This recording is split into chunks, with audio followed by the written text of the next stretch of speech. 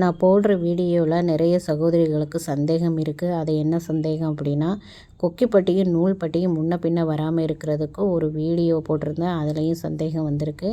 அதே மாதிரி ஹாம்கோல் எண்ட்லேயும் சைடில் ஜாயின் பண்ணும்போது முன்ன பின்ன வராமல் இருக்கிறதுக்கும் ஒரு வீடியோ போட்டிருந்தேன்.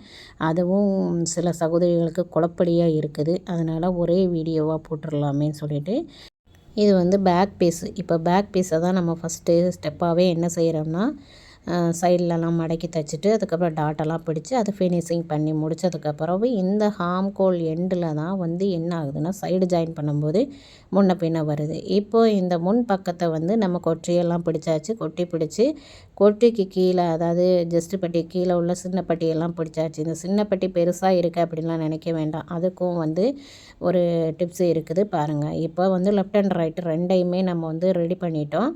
ரெடி பண்ணதுக்கப்புறவு இந்த மாதிரி மடித்து உள்ளார துணி மடக்கிடுவோம். இது எந்த அளவு பிடிக்கிறது அப்படின்ட்டு நம்ம பேக் பீஸை கணக்கு வச்சுக்கிடணும். பேக் பீஸை இந்த மாதிரி சைடில் ஹாம்கோல் ஓரத்துலேயே ரெண்டையும் ஒரே மாதிரி வச்சுக்கிட்டு பின் பக்க பீஸையும் முன் பக்க பீஸையும் ரெண்டையுமே ஒரே மாதிரி வச்சுட்டு பின் பக்கம் நம்ம தச்சு முடித்தோம் இல்லையா, அதை கணக்கு வச்சியே நீங்கள் முன் பக்கத்துக்கு கட் மார்க் போட்டுக்கணும்.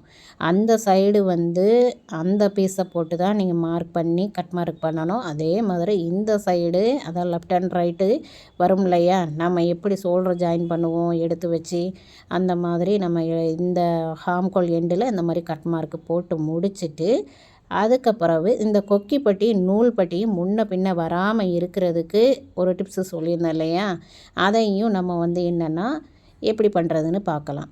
ஃபஸ்ட்டு இந்த மாதிரி கட் மார்க் போட்டுட்டு தான் நம்ம மடித்தே கீழே பட்டியை தைக்கணும். இது கொக்கி பட்டி, இது நூல் பட்டி. இந்த கொக்கி பட்டி 1/4 இன்ச்சு இறங்கியிருக்கணும். நூல் பட்டி 1/4 இன்ச்சு மேலே ஏற்றி வச்சுருக்கேன். நீங்கள் வீடியோவில் பார்த்தா தெரிஞ்சிடும். இந்த சைடில் ஹாம்கோல் சைடில் நம்ம கட் மார்க் போட்டோம் இல்லையா, அதுக்கு நேராகவே நம்ம கொக்கிப்பட்டி நூல் பட்டி ஜாயின் பண்ணுற இடத்துல நம்ம கட் மார்க் போட்டுறணும்.